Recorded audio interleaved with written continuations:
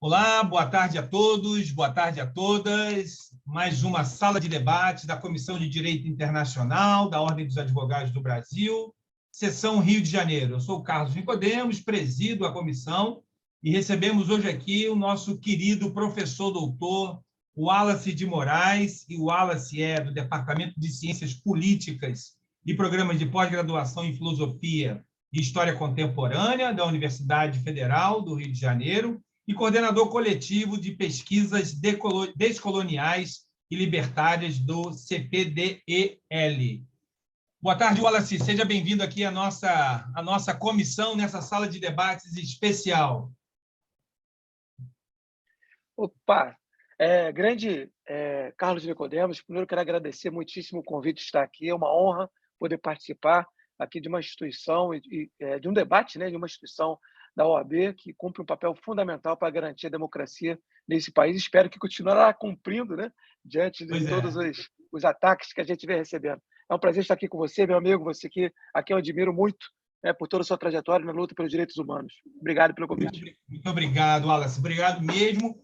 E o nosso debate aqui é sobre a questão dos 200 anos da independência histórica Brasil-Portugal, né? A gente sabe que essa data ela é muito significativa, muito importante, é uma pedra fundamental, inclusive, no desenvolvimento do escopo do Estado brasileiro, né? Porque interferiu diretamente no processo de desenvolvimento.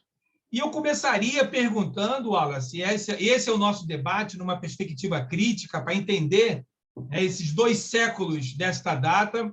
Eu começaria perguntando, se não fosse Portugal, se fosse Espanha, França ou Holanda, seria diferente? Opa, grande pergunta.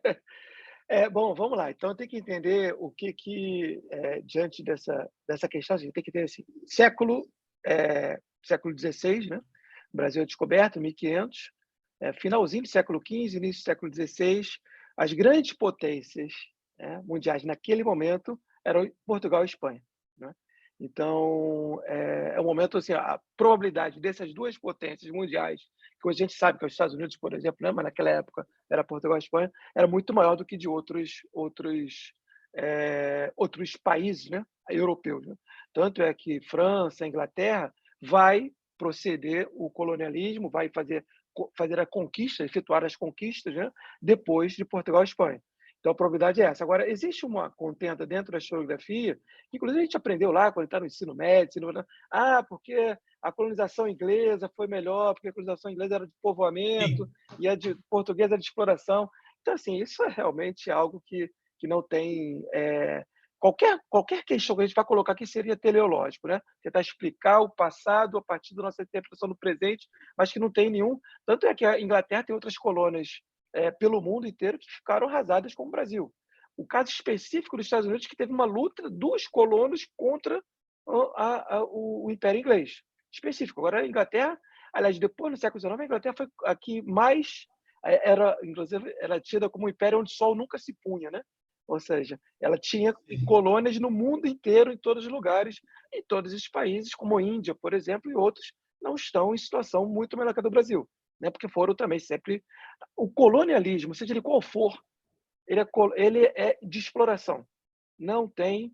É de exploração sempre, não tem diferença com relação a isso. Então, não teria grande diferença se fosse, a princípio, né? Veja, de qualquer forma, é sempre uma explicação, mas a princípio a gente não poderia confirmar que seria diferente.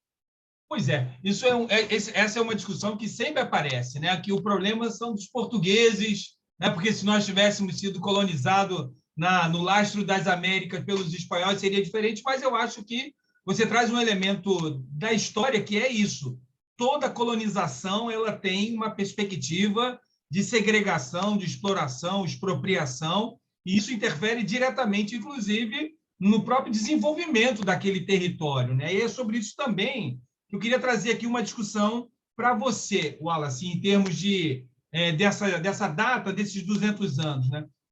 Que noção expansionista ou que influência expansionista teve a questão da independência? Ou seja, o Brasil enquanto uma colônia e aí institui um império, e isso numa perspectiva expansionista, até das relações internacionais? Qual foi a influência dessa independência para esse conceito expansionista do Brasil? Bom, quando você está falando de expansionismo, seria expansionismo do Brasil para fora?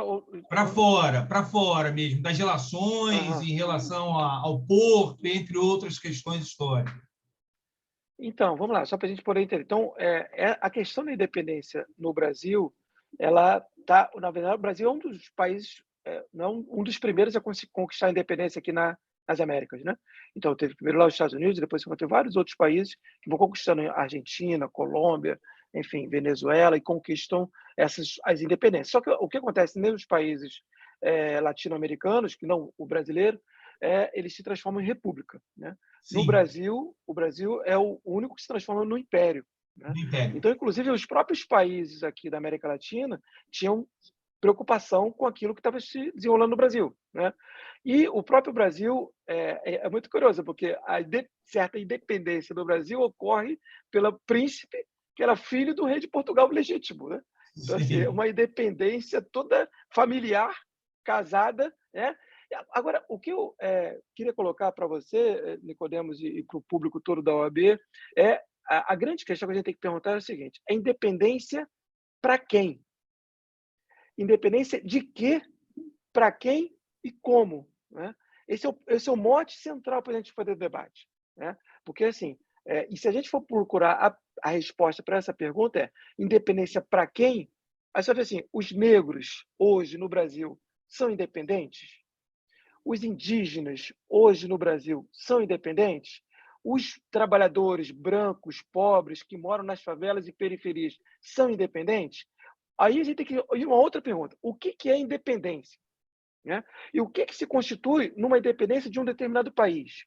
Seja de qual for, não precisa nem falar do Brasil, não, mas de qualquer país. O que se constitui uma independência? Como que se constrói uma nação?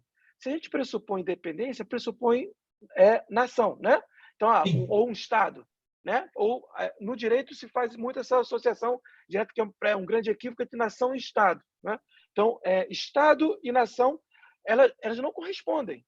Porque, na verdade, a grande pergunta que tem que ser feita é: o Estado brasileiro, historicamente, representou os interesses dos negros? O Estado brasileiro representou os interesses dos indígenas? A minha resposta é não, né? A princípio, o Estado brasileiro ele representa os interesses das elites dominantes, né? E aí a gente sabe muito bem, as elites dominantes são os banqueiros, né? Os grandes industriais, na época, os grandes latifundiários, né? Hoje, o Estado brasileiro está ali em detrimento dos interesses das comunidades indígenas no Amazonas e em outras partes do país, defendendo o agronegócio, defendendo a mineração, né? Por exemplo, hoje o que ocorre na região dos povos Yanomamis é um absurdo, né? Porque a mineração, os mineradores vão, ao fazer isso, eles poluem todo o rio, né? Com o mercúrio, e aí mata os peixes e mata a água que os indígenas têm que beber. É um genocídio que está acontecendo no Brasil hoje, né? E sem contar a própria destruição das florestas. As florestas, os animais, a fauna e a flora, também não estão nesse contexto da independência, né? Então, assim, essa é a grande pergunta. O que é ser independente? E se tem ligação com o povo, o que é um povo? Ou a gente pode colocar dentro do mesmo povo. E aí, existe toda uma literatura que discute isso. Aquela pessoa hoje que está morando numa favela qualquer no Rio de Janeiro, no Brasil, qualquer favela, hoje que os 32 milhões de pessoas hoje que estão passando fome, que não conseguem fazer 3 refeições. Isso é um dado.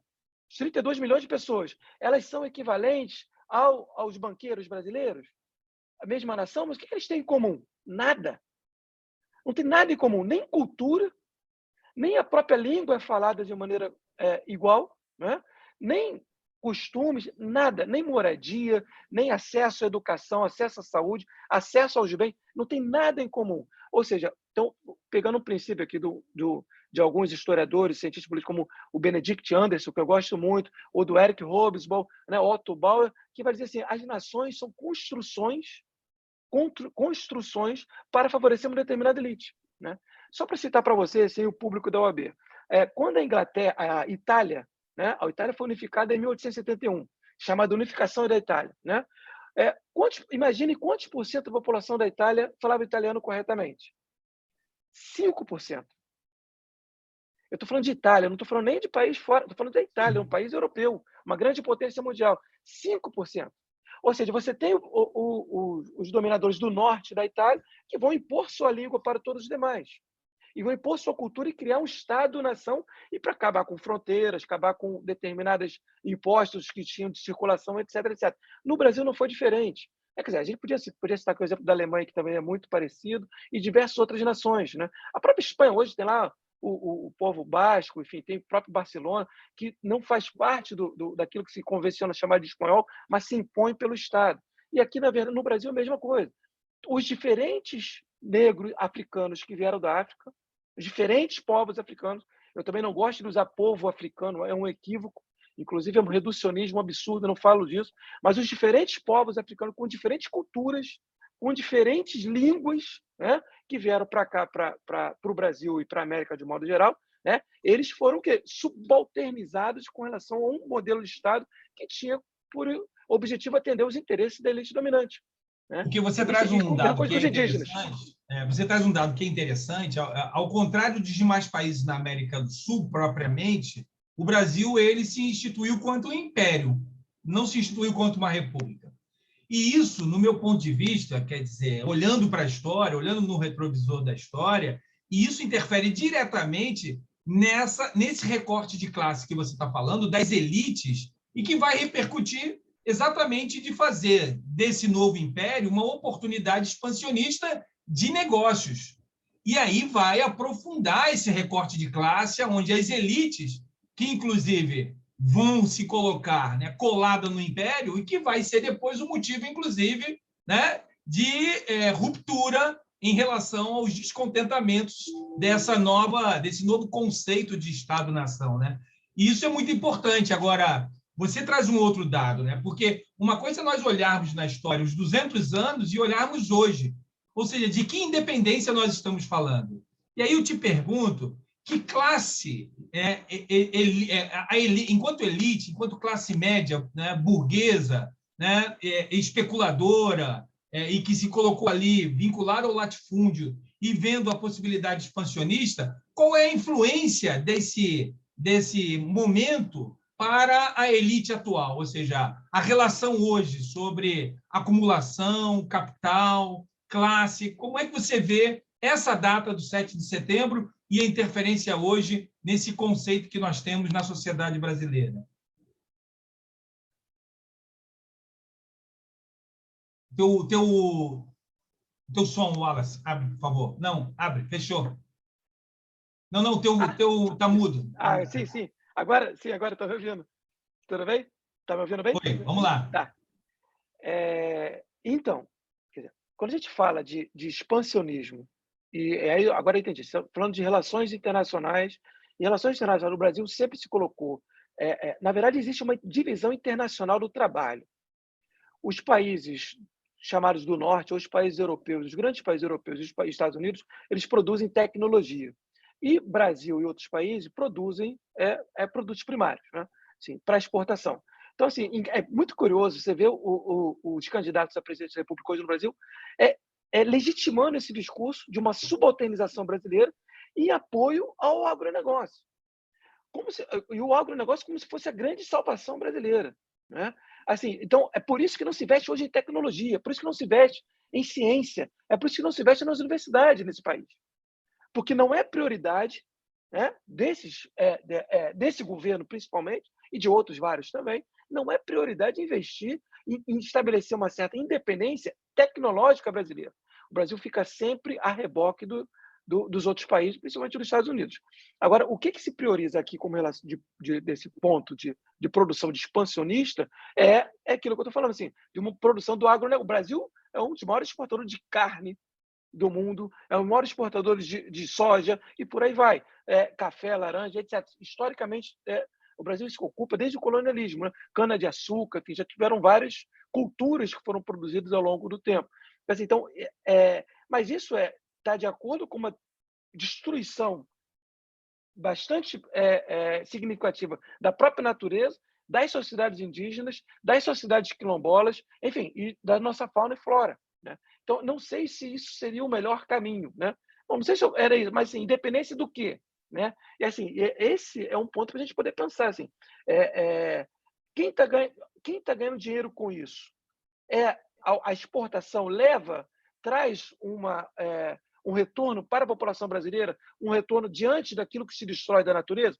Não, porque a maioria desses exportadores tem uma série de benesses que, inclusive, os isentam de impostos, dos mais diversos.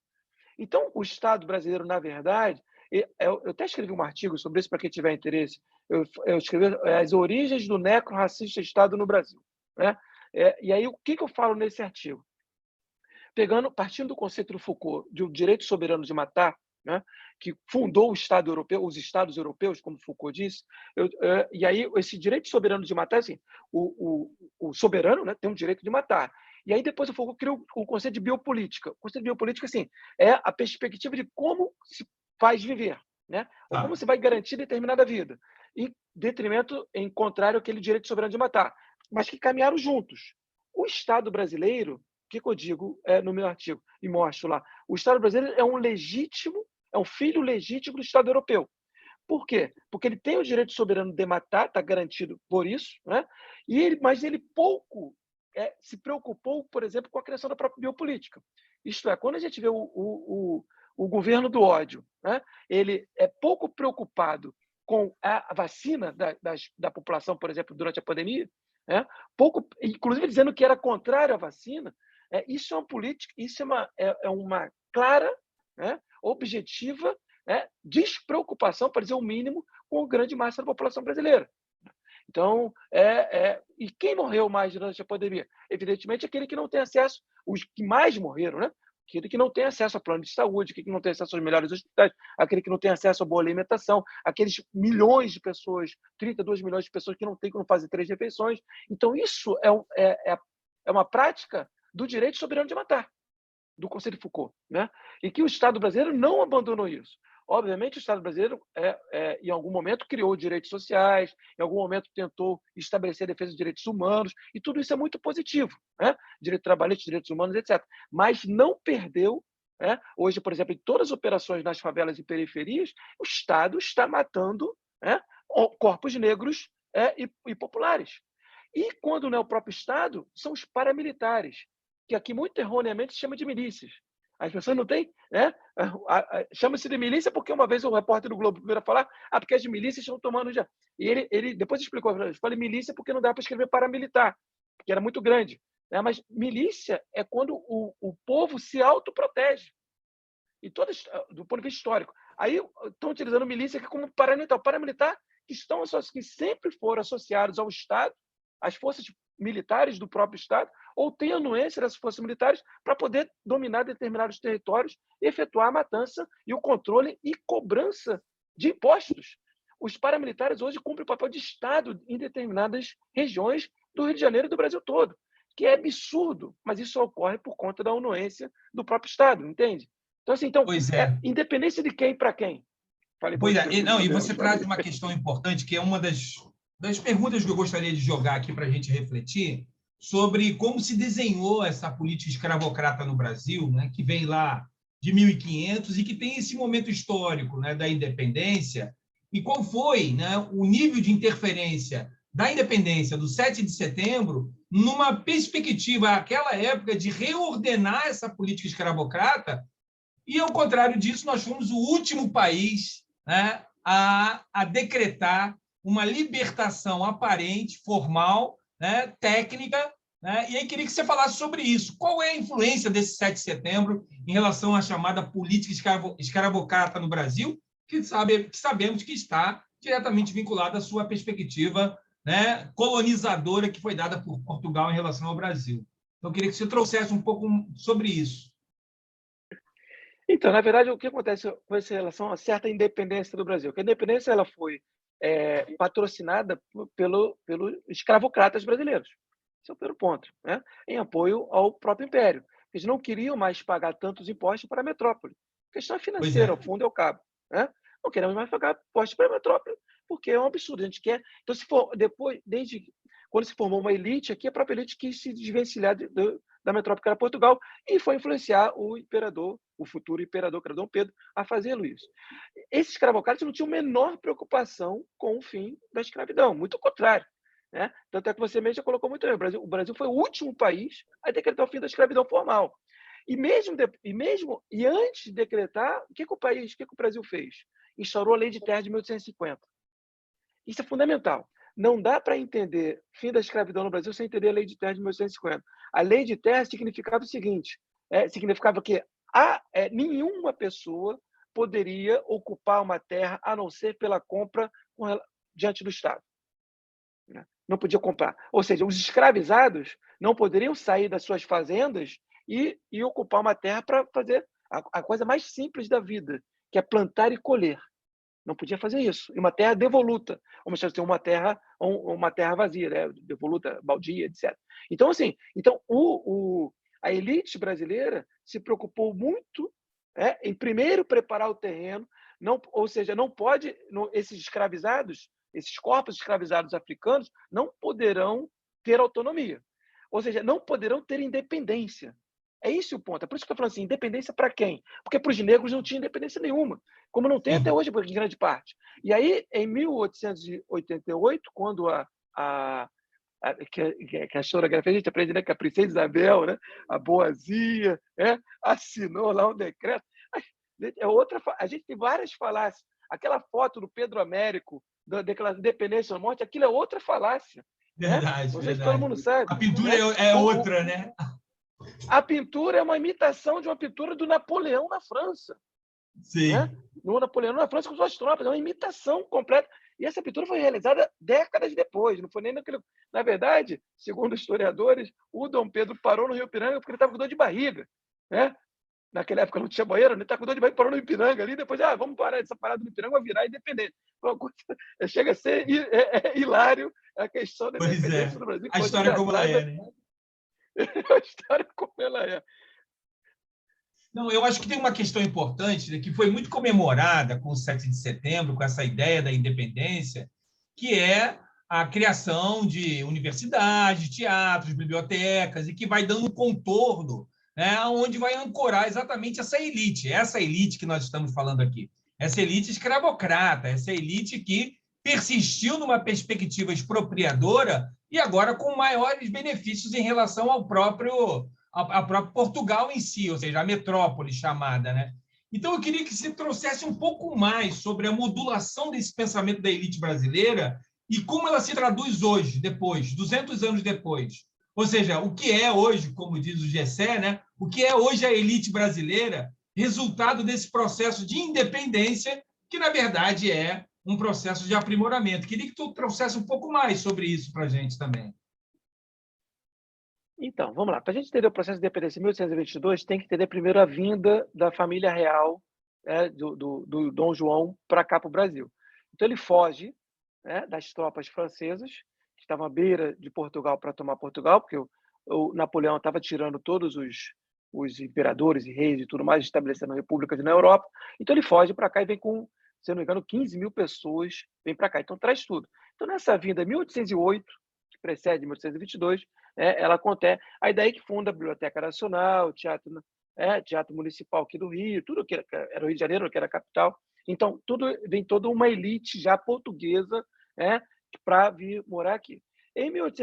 Antes de 1822, Dom João tem que voltar, porque tem a Revolução no Porto, a Revolução lá em Portugal, e aí ele volta, a elite portuguesa volta. Napoleão já estava prestes a morreu, se não me engano, em 1821, e aí aqui essa elite falou, agora a gente precisa se tornar independente. Essa independência de Portugal que acontece aqui na elite, ela não transforma, há uma mudança política. Vamos dividir agora em três. Há uma mudança política, porque quem governa não é mais a metrópole propriamente, e você vai ter um próprio governante do próprio Brasil, que no caso é o filho, por um acaso, o filho do rei de Portugal, mas a princípio independente. Do ponto de vista econômico, não há alteração substantiva. Por quê? O Brasil continua escravocrata, continua produtor de mercadoria, de produtos primários, de commodities primárias, enfim, café e por aí vai. continua exportador desse negócio, e a grande potência no mundo continua sendo a Inglaterra, né, que, aliás, vai reconhecer só em 1825, 3 anos depois que vai reconhecer a independência, e o Brasil teve que pagar por essa independência, tanto para Portugal, assumiu a dívida de Portugal com relação à Inglaterra, e teve que. O Brasil nasce independente com dívida internacional. A elite brasileira, falando agora um pouco, sim. Então, essa elite brasileira permanece, não há mudança, porque assim, não tem revolução. É diferente, por exemplo, quando ocorre em algumas colônias espanholas. Tem processo revolucionário. Aqui não tem processo. Aqui, claro, tiveram vários levantes, mas são sempre, grande medida, esses levantes foram de elite. Os grandes levantes populares ocorreram depois, em 1935, com a revolta dos malês, enfim, tem várias outras, Sabinada, enfim, várias outras revoltas. Mas, então, esse processo de independência não muda o status quo da elite brasileira, né? Ela só ganha autonomia e ela permanece escravocrata até que depois, como último país, não tinha mais, vai acabar com a escravidão. Agora, do ponto de vista econômico, ela continua mantendo.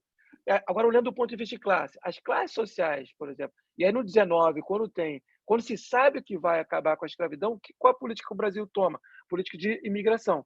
Ou seja, muitos italianos que estão muito mal na Itália são convidados a vir para o Brasil. O processo de embranquecimento também do Brasil ocorre durante esse processo, isso depois da independência, antes da República e durante a República, o processo de embranquecimento também da população brasileira. Mas, ao fim e ao cabo, não há uma mudança substantiva. E essa elite, a elite brasileira, que é uma elite bem conservadora, continua sendo conservador, muito religiosa naquele momento, no momento histórico, ligada à igreja, porque a igreja tinha uma relação umbilical com o Estado, né? Depois da República que vai haver essa separação, vai se instaurar o Estado laico, etc., mas ainda muito, muito com muita relação e com um preconceito bastante profundo com relação a tudo que é diferente, né? Por exemplo, na época, no século XIX, falava-se no Norte e Nordeste, falava uma chamada língua geral, né? Que era uma língua geral, que era uma língua que compunha várias línguas indígenas, línguas africanas e o próprio português. Depois, Marquês de Pombal vai determinar que é proibido falar essa língua, tem que se falar o português. Então, assim, ocorre todo um epistemicídio, né? Um epistemicídio, ou seja, uma destruição da cultura, dos saberes dos povos indígenas negros, né? E também de povos populares brancos, para impor toda uma cultura elítica, uma cultura fundamental que deve ser seguida por todos. E essa elite sempre foi ligada ao Estado, dependente do Estado, e sempre teve privilégio diante do Estado. O Estado brasileiro nunca foi um Estado universal, nunca foi um Estado para todos. A princípio, ele atende os interesses das elites. E depois, se sobrar alguma coisa, ele cria um Bolsa Família, cria um Auxílio Brasil, cria um Auxílio Gás, alguma coisa assim, principalmente véspera de eleição, para ganhar eleição. Mas, fora disso, o trabalhador continua ali sempre subordinado, tendo que trabalhar 14 horas por dia, 12 horas por dia. Enfim, hoje, outro detalhe que é importante, a maior parte da PEA brasileira, a população economicamente ativa, ela está no mercado informal de trabalho.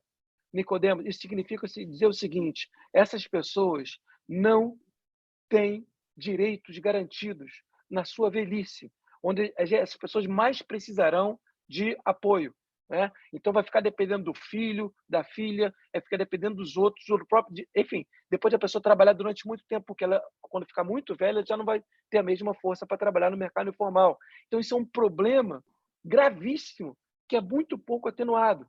Então, assim, a tese que eu defendo, essas pessoas não são independentes. Não há independência para essas pessoas.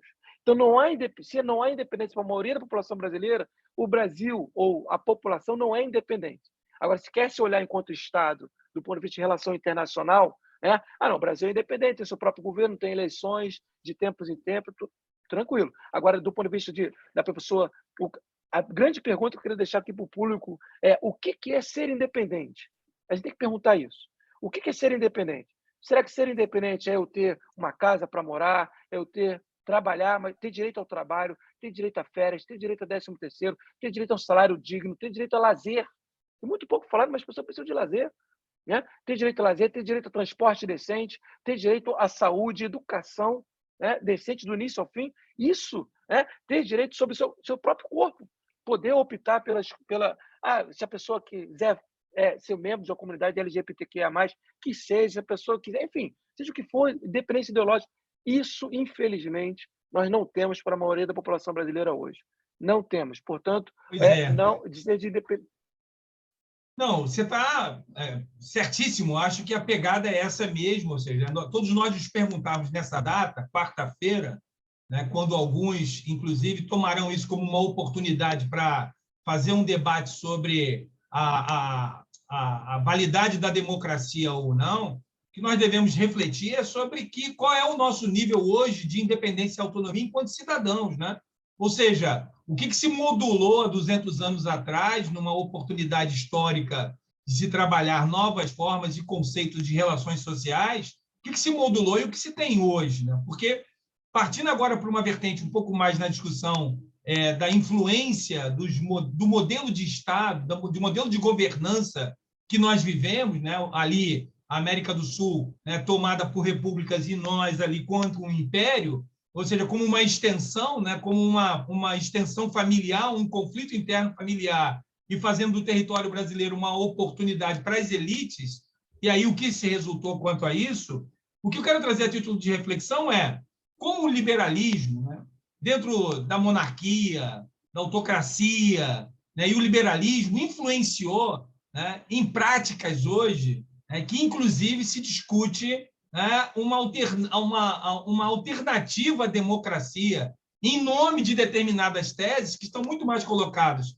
em vertentes ditatoriais, em autocracias ditatoriais, que se manifestam hoje colocando em xeque a nossa democracia. Então, eu queria fazer essa relação, né? Nós conseguimos emancipar um conceito de democracia, né, em razão desse processo histórico, frente a essas autocracias, frente a esses modelos de governança que acabam destruindo esse sentimento, esse espírito democrático? Poxa, que pergunta maravilhosa. Então, é curioso, você falar de liberalismo, falar de democracia, eu estou escrevendo um livro exatamente agora, estou terminando o livro exatamente sobre isso, né? Eu dei uma entrevista para a Carta Capital, foi mês passado, mês retrasado, alguma coisa assim, em que o repórter da Carta Capital me perguntou exatamente o que eu achava de liberalismo, etc. E aí eu vou trazer um pouco daquilo que eu falei lá e que eu estou desenvolvendo nesse livro. O liberalismo, ele deve ser, na verdade, poucas pessoas sabem o conteúdo exato do liberalismo, né? Então, a primeira pessoa, quer dizer, o que eu entendo como pai do liberalismo foi John Locke. John Locke era inglês, que escreveu o segundo tratado de governo,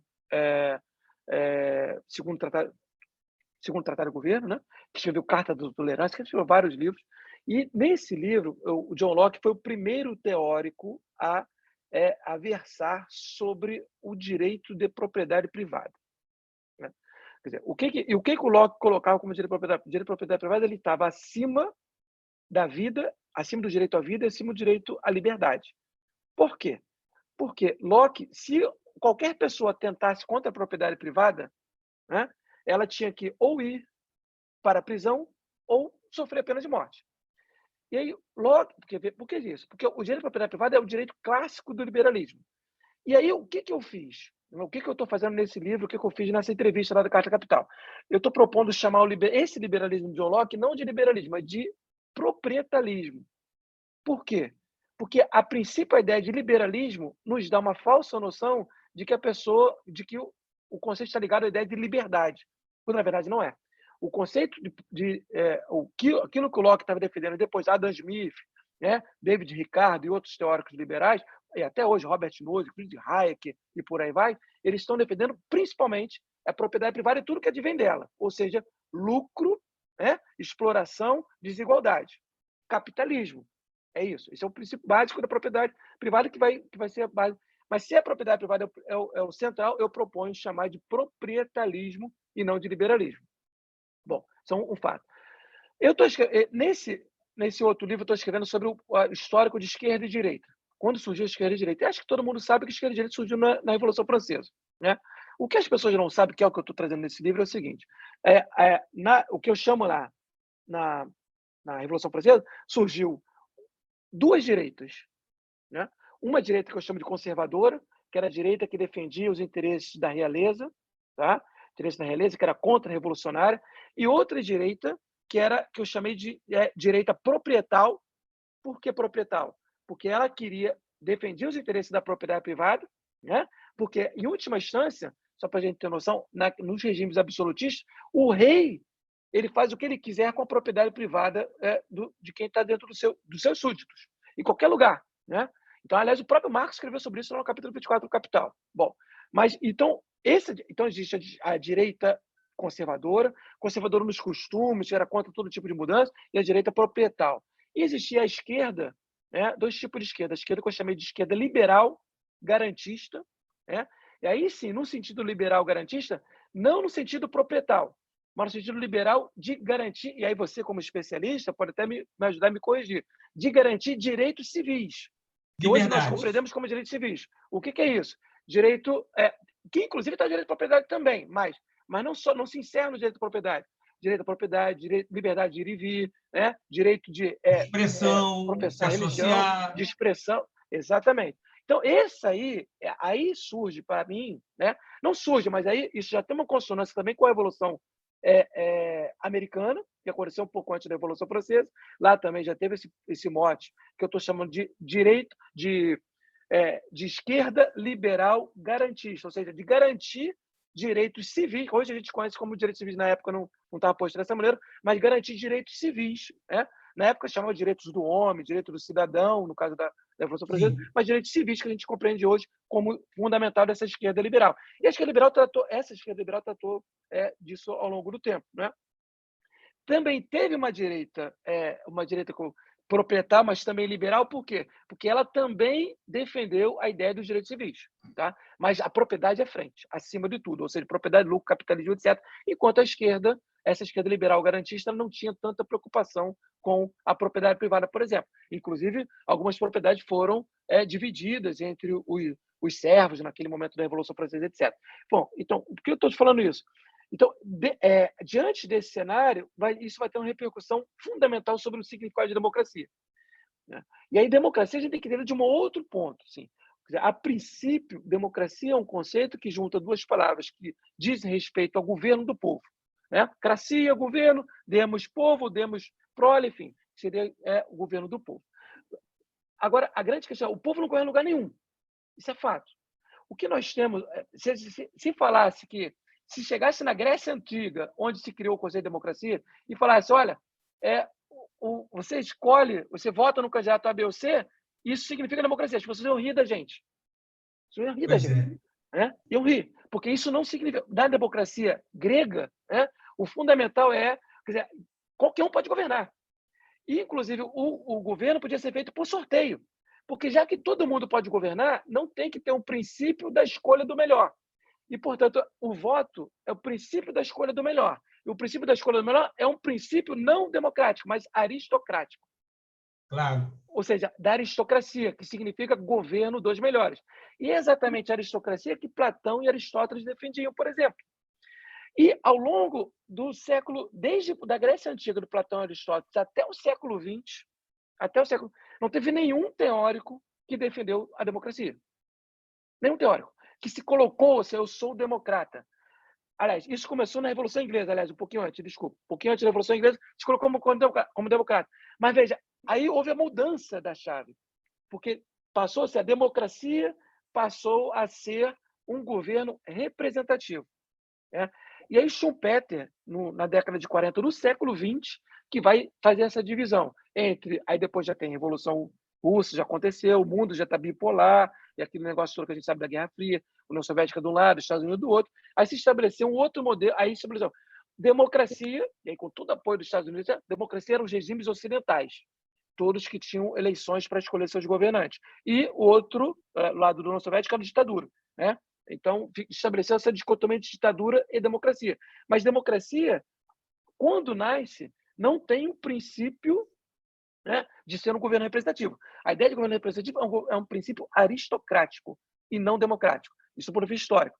Bom, agora tentando amarrar um pouco democracia e liberalismo, se associa diretamente hoje, principalmente pelos filmes de Hollywood, principalmente pela intervenção dos governos estadunidenses e tudo mais, uma associação direta entre democracia e liberalismo, né?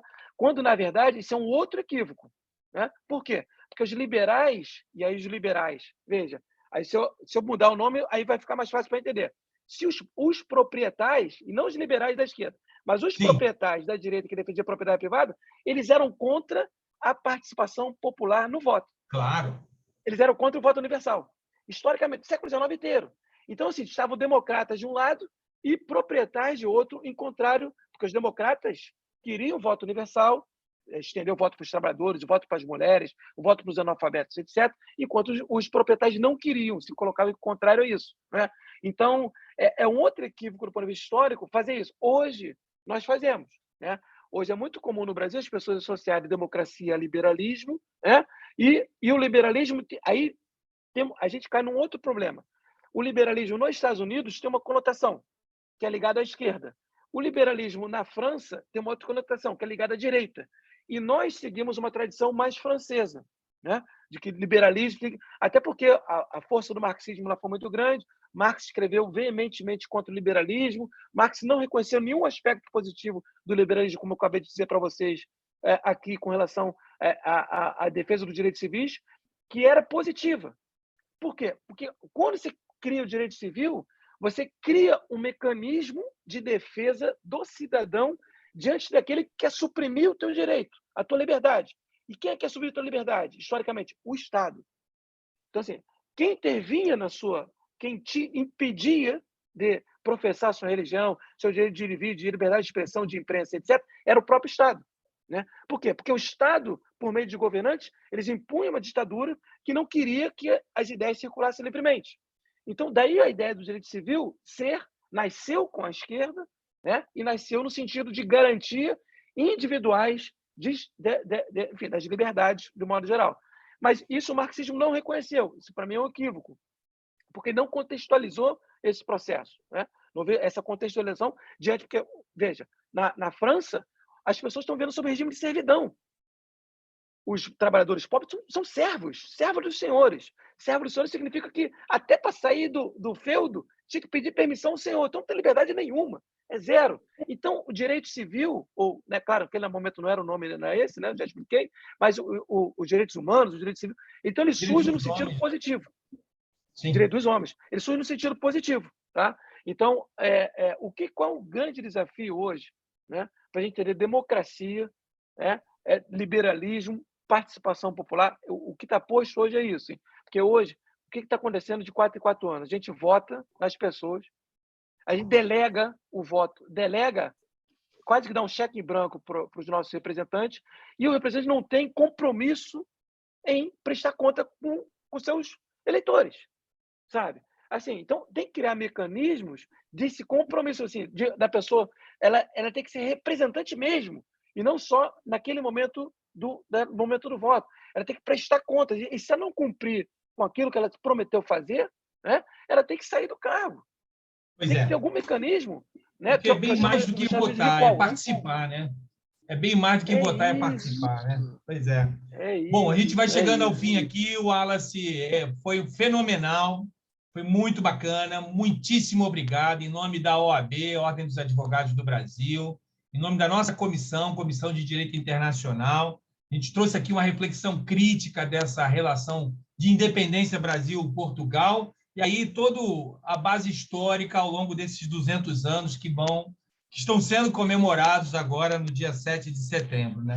A minha última pergunta eu vou deixar no ar, né? Porque lendo, estudando, vendo, descobri que Portugal cobrou 21 milhões de libras de indenização pela independência. Sabe-se que até hoje não foi pago. Bom, essa fatura está colocada aí e a gente está buscando até hoje a resposta. Obrigado, Wallace. Muito obrigado mesmo pela sua participação aqui. Opa, Nicodemo João, eu que agradeço. Foi um prazer estar aqui com você. Espero ter ajudado um pouquinho na reflexão aí sobre a nossa independência ou não. Ou dependência. Dependência, exatamente. Não é independência, não. Muito obrigado. Muito obrigado e até a próxima. Até mais. Tchau, tchau. Até a próxima. Valeu.